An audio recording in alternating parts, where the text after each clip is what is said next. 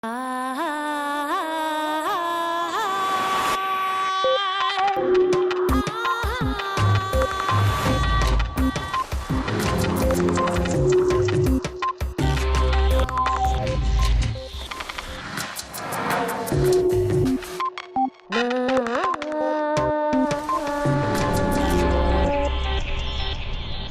más pensaba en estos enigmas, más cerca me sentía de la iluminación o de la locura. Frank Close. El espacio entre las estrellas y entre las galaxias, y el que existe entre el núcleo de un átomo y sus electrones, está vacío aparentemente. Pero, ¿qué es el vacío? ¿Es un espacio en el que no hay absolutamente nada? Mientras se recupera de su fractura de tibia y peroné, Punset charla mediante videoconferencia con Frank Close, profesor de física de la Universidad de Oxford, para saber qué es la nada y el vacío. Además, en su sección, Elsa Punset nos explica cómo nos arreglamos para intentar comprender el universo con nuestros sentidos limitados y se pregunta qué podemos hacer para que el cerebro sea un poco más ágil y astuto.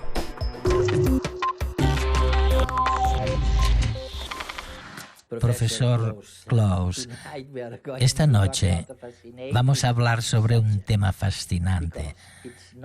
Vamos a hablar sobre la nada. Y cuando digo la nada, me refiero a la nada. Pero antes de ello, quiero agradecerte que me dejes tener esta charla mediante videoconferencia contigo. Las gracias debemos dárselas a las maravillas de la tecnología moderna. Desde la antigua Grecia se creía que el vacío no podía existir. Incluso Aristóteles, hace muchos siglos, dijo: la naturaleza aborrece el vacío. Sin embargo, en el siglo XVII descubrimos que con unas bombas de vacío podíamos quitar todo el aire de un recipiente y dejarlo vacío. Entonces comenzamos a creer que el vacío sí podía existir. Bueno, el hecho es que unos pocos siglos después, los científicos le disteis la razón a Aristóteles otra vez y ahora afirmáis que el vacío no existe. Si con vacío te refieres a eliminar por completo todo el aire, es verdad que se puede hacer que no quede aire. Pero seguirán sucediendo muchas cosas. Fuera de la atmósfera de la Tierra, en el espacio, pueden verse las estrellas. El espacio está repleto de luz estelar. También se percibe la fuerza de la gravedad. El espacio está lleno del campo gravitatorio. No tengo ni idea de qué es exactamente, pero está lleno de cosas. No hay más que empezar a pensar en el espacio vacío para que todo se complique muchísimo. Cuanto más piensas en ello, más raro parece.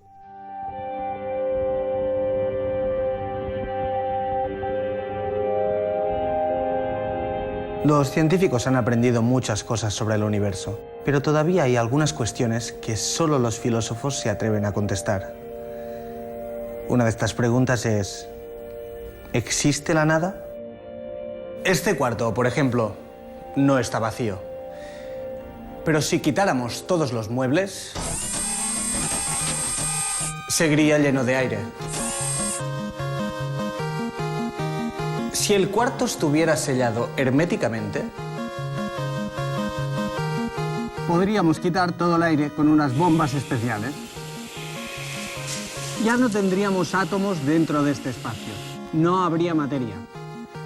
Pero seguiría sin estar vacío. La gravedad. Descubrimos que el campo gravitatorio de la Tierra llena el cuarto. Y al encontrar el norte en una brújula, nos damos cuenta de que hay un campo magnético. Pero supongamos que también vaciáramos el cuarto de todo ello. Para eliminar el campo gravitatorio, no basta con borrar del mapa la Tierra. Como la gravedad de los cuerpos celestes atraviesa todo el universo, tendríamos que hacer desaparecer todas las galaxias, estrellas, nebulosas y todos los objetos, incluido yo mismo.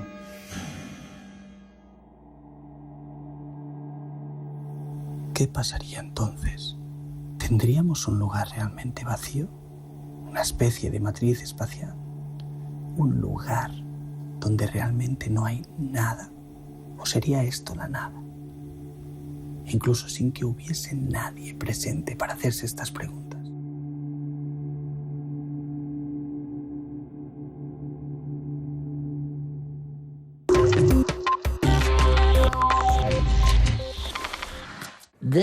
¿Existe el espacio con independencia de los objetos? O sea, si pudiéramos eliminar todas las estrellas y las rocas y la luz, ¿el espacio permanecería? ¿O la eliminación de la materia acabaría también con el espacio? Menuda pregunta más profunda. Precisamente es la pregunta que de niño hizo que me interesara por todo este asunto de la nada. Solía preguntarme, ¿qué pasaría si pudieran eliminarse todas las estrellas, todos los planetas? La Tierra, tú y yo, no habría nada, pero tampoco quedaría nadie para saber que no había nada.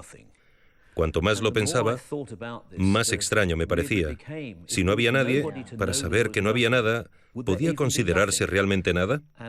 Y decidí que si seguía pensando tanto en eso, acabaría loco. Bueno, decidí que me dedicaría a la física para intentar responder a esa pregunta. Hoy en día seguimos sin saberlo. La gran pregunta filosófica consiste en saber si el espacio existe solamente porque hay cosas que lo definen, cual matriz que muestra dónde está el espacio. Es decir, si el espacio que contiene las cosas existe por derecho propio o si lo necesitamos para contener la nada. Es una pregunta muy profunda que trasciende con creces cualquier respuesta fácil de la ciencia, aunque los filósofos obtienen una gran satisfacción preocupándose por estos temas. He aquí el problema con la nada. Cuanto más intentas acercarte a ella, más se aleja. Resulta dificilísimo descifrar el concepto. ¿Y si en lugar de todo el universo eliminásemos todo solamente de un espacio definido, de una región determinada del espacio?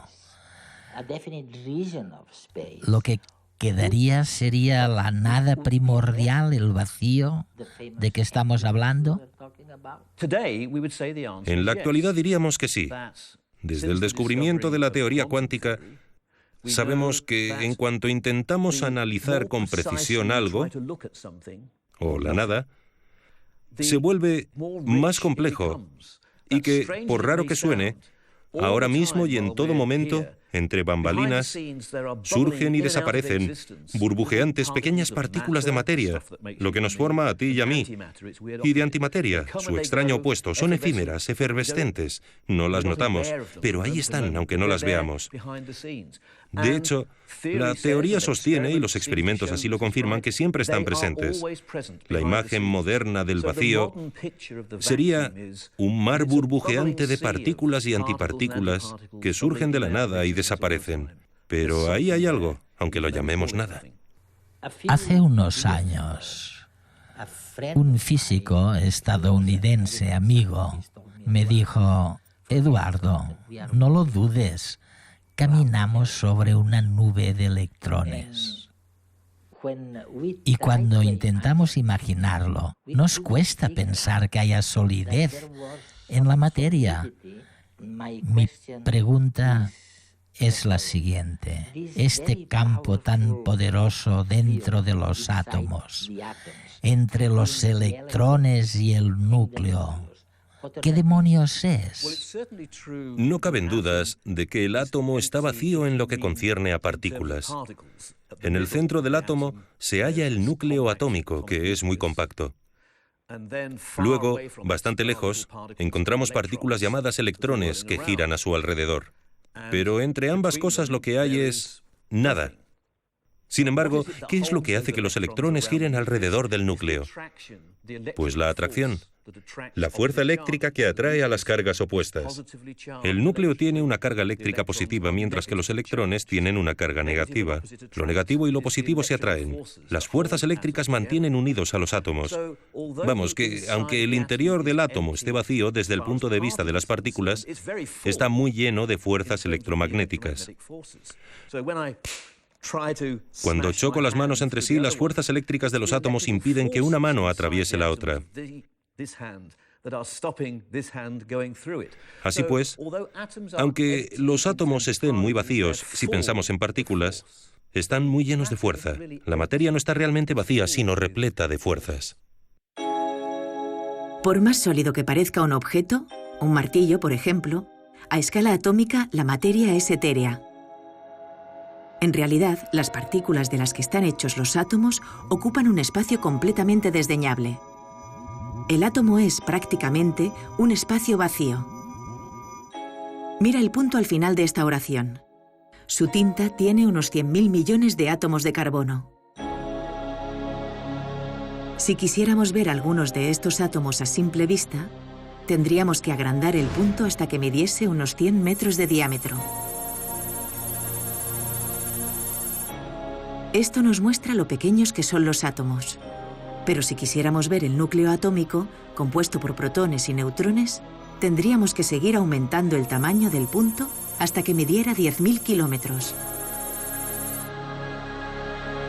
Un protón o un neutrón ocupan apenas la 10.000ª parte del átomo.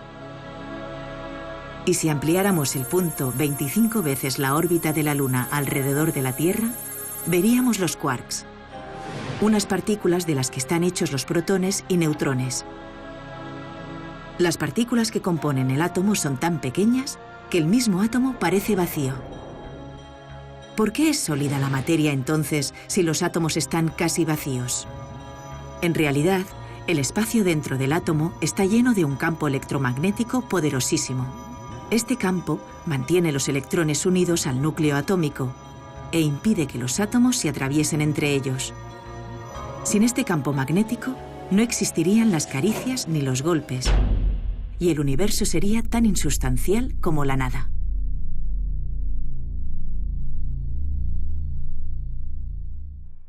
Ya sabemos que si pudiésemos eliminar todo de un espacio definido, en lugar de nada habría algo. Y una de las cosas que podemos encontrar en el vacío es el famoso campo de Higgs. ¿Qué demonios es el campo de Higgs del que todos hablan? La imagen moderna sobre lo que es el vacío, lo que es la nada, afirma que está lleno de algo extraño llamado campo de Higgs. Es una idea que lleva medio siglo circulando, pero ahora vuelve a estar totalmente en boga, porque en julio de 2012, los experimentos en el CERN demostraron por fin que realmente parece describir cómo funciona la naturaleza. Según lo que sabemos ahora, el vacío, como todo, tiende al estado de mínima energía. Pues bien, milagrosamente, resulta que si el vacío estuviera verdaderamente vacío, tendría más energía que si estuviera lleno de ese misterioso campo de Higgs. Me resulta tan difícil saber qué es un campo de Higgs como entender qué es un campo gravitatorio. En cambio, sí sé lo que hace el campo gravitatorio. Me empuja hacia el suelo. También sé lo que hace el campo de Higgs. Confiere masa a las partículas con las que interactúa, como los electrones. Qué es y cómo actúa sigue siendo un gran misterio. Lo investigarán los experimentos en el CERN durante los próximos años. Pero por ahora sabemos que está ahí, sea lo que sea. Y desde luego, parece que el vacío, en su estado de mínima energía, contenga algo que llamamos campo de Higgs. Hablando sobre el campo de Higgs, me recuerda un concepto que los físicos han sostenido durante siglos. Me refiero al concepto del éter, una especie de sustancia tan tenue que atravesaba la materia y que abarcaba todo el universo. Einstein fue quien demostró que no existía. El campo de Higgs no es, de alguna manera, el retorno del famoso éter. Sí, muy buena pregunta, Edward. Es normal preguntarse si hablar del campo de Higgs, presente en todo el espacio según la concepción moderna, no es más que volver a la idea del éter. Einstein descartó el éter hace 100 años, pero ¿no lo habremos reinventado? Pues en cierto modo sí. Pero es una forma muy profunda del éter, y tal vez deberíamos empezar por comprender realmente qué es lo que descartó Einstein. En el siglo XIX, la imagen generalizada era que el espacio estaba lleno de una sustancia que definía, en un sentido absoluto, el estado de reposo, y que nos movíamos a través de dicha sustancia. Einstein nos enseñó que el estado de reposo absoluto no existe. Todo se mueve de un modo relativo respecto a todo lo demás. Y se descartó el éter en ese sentido. No existe ninguna sustancia que defina el estado absoluto de reposo. Pero sí que tenemos algo ahí. Creemos que ese algo es el campo de Higgs.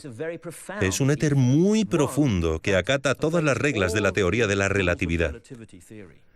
En cierto sentido, ni siquiera nos percatamos de que está ahí, salvo por una de sus consecuencias, cuyo efecto resulta profundamente importante. Cuando las partículas fundamentales lo atraviesan, sienten su presencia, lo cual se manifiesta del siguiente modo. El electrón adquiere lo que denominamos masa. Que el electrón tenga masa es lo que acaba provocando que los átomos tengan estructura y tamaño. Por ende, el hecho de que existan estructuras en el universo constituye la prueba de la presencia de masa que, a su vez, constituye la prueba de la presencia de esta especie de éter subyacente que resulta tan extraño y que ahora denominamos campo de Higgs.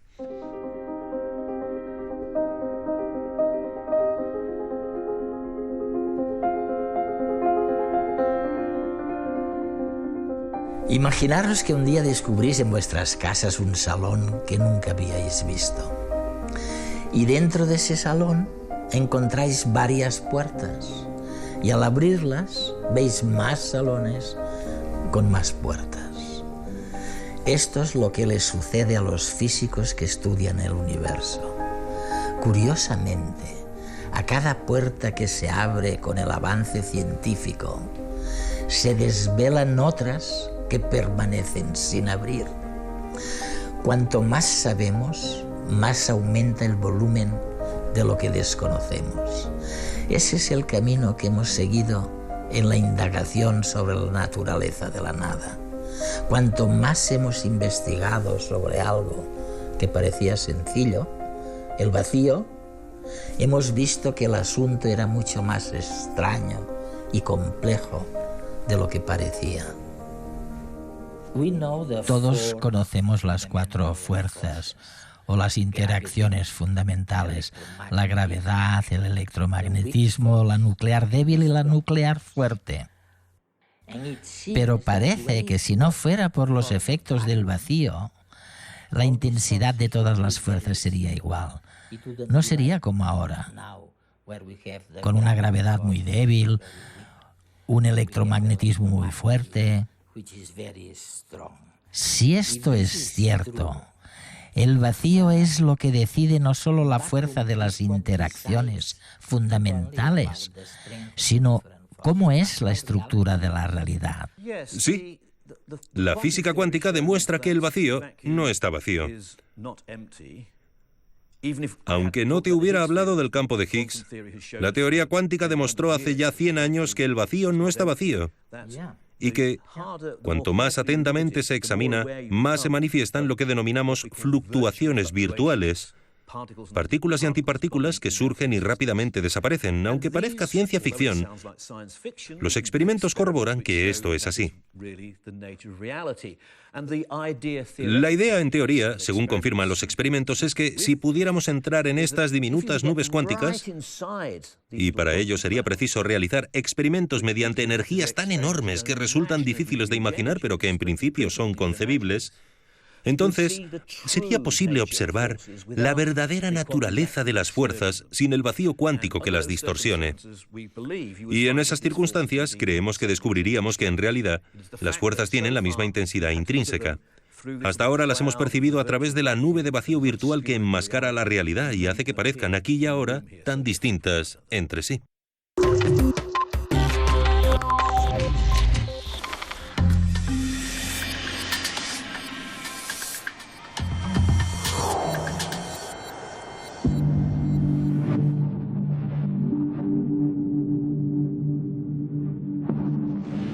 Los humanos nos preguntamos una y otra vez sobre el vacío, sobre el alma, sobre el amor y la vida.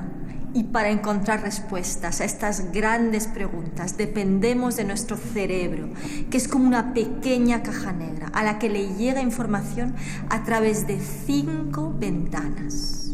Nuestros 5 sentidos. Todos los seres vivos, para comprender lo que nos rodea, dependemos de nuestros sentidos.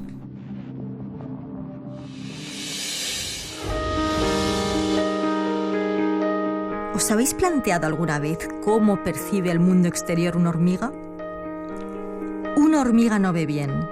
Si está muy cerca de otra, podrá verla, pero a un humano no podrá verlo. ¿Por qué? Porque está a una escala demasiado grande. Para una hormiga, un humano a una pequeña distancia simplemente no existe. Y es que todos los seres vivos, incluidos nosotros, comprendemos el mundo a la medida de nuestros sentidos.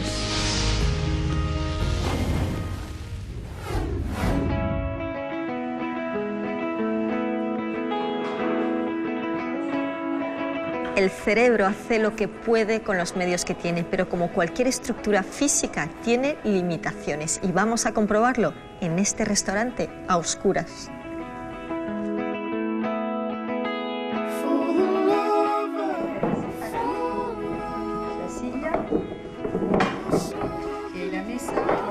A ver si hay vasos. Te estoy metiendo el codo en el plato, ¿no? Ya he metido la mano en algo mojado. Berenjena. De limón, ¿no? Un poco sí, sí. De limón. Es cachofa.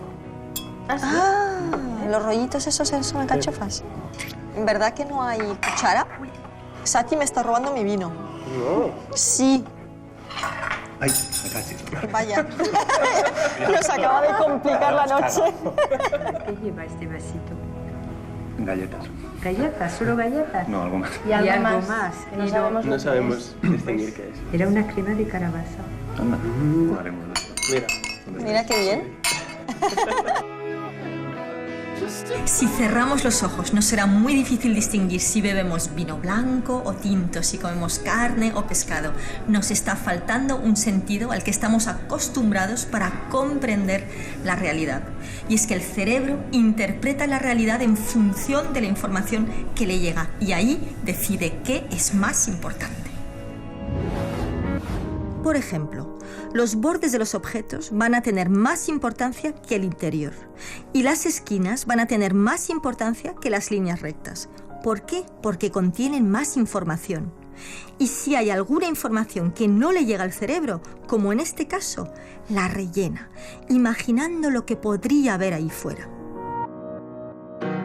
Esta capacidad del cerebro para inventar la realidad o para redondearla es un atajo que nos hace más fácil la vida diaria. Pero también puede engañarnos. Hay cientos de ejemplos de cómo nos engaña el cerebro. Son las ilusiones perceptivas, entre ellas las que afectan a la vista, es decir, las ilusiones ópticas.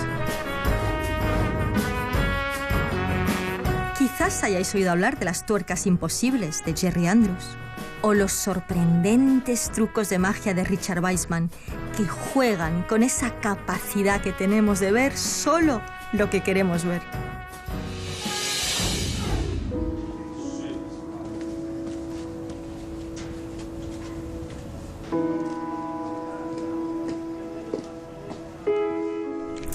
Es difícil evitar que el cerebro nos engañe, pero ¿podemos hacer algo para que sea un poco más ágil y astuto?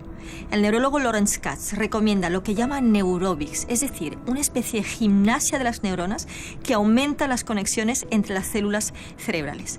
Vamos a ejercitar nuestros sentidos.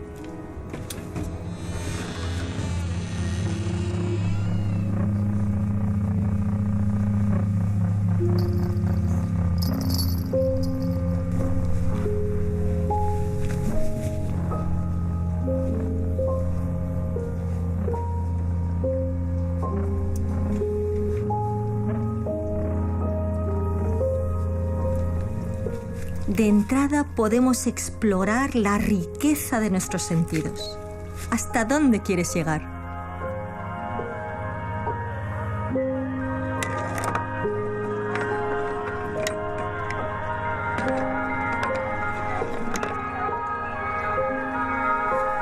En la vida diaria tendemos a hacer siempre lo mismo. Para crear nuevos caminos neuronales, para estar más abierto a la realidad, estira tus neuronas, sorpréndelas, sácalas de su rutina.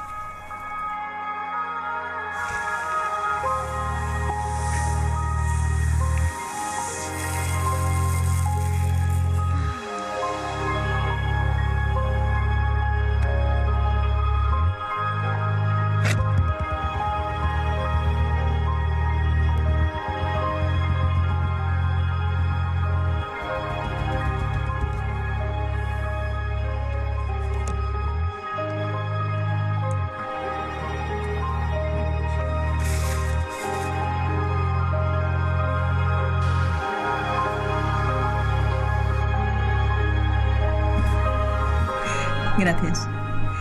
Este es un recorrido que propone la compañía del Teatro de los Sentidos. Hay muchas más cosas que podemos hacer en nuestra vida cotidiana para ejercitar el cerebro. Potencia tus sentidos, no solo la vista y el oído. Intenta hacer cosas con los ojos cerrados, por ejemplo, ducharte o vestirte, y así potenciarás otros sentidos menos habituales.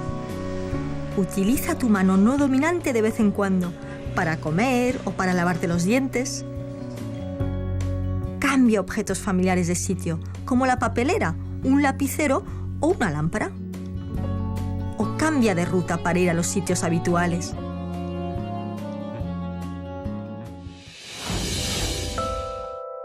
Y es que vivimos en un sueño que fabricamos a nuestra medida. No podemos escuchar los ruidos cósmicos, ni siquiera podemos percibir lo que oye un murciélago o ver cómo ve un búho. Lo que no vemos o no sentimos es fácil creer que no existe. Por ello, durante siglos hemos buscado respuestas rígidas para simplificar nuestras vidas y asegurar la obediencia del grupo y del individuo. Afortunadamente, también podemos potenciar nuestra capacidad de estar abiertos a lo inesperado, a lo inhabitual, para sorprendernos y descubrir día a día una realidad compleja y apasionante.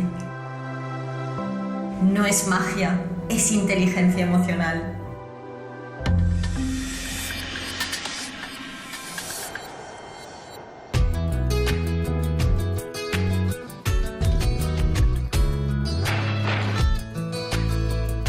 ¿Por qué la luna parece más grande cuando está en el horizonte?